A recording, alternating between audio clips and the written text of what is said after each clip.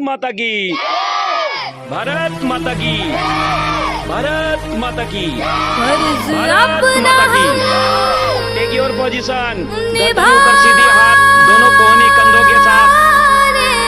Very good. चले बहुत सुंदर, बहुत सुंदर, वेरी गुड, कर्ज अपना हम वेरी गुड, नाइस। चुकाने चले भारत माँ की लाज बचाने सर पे कफन हम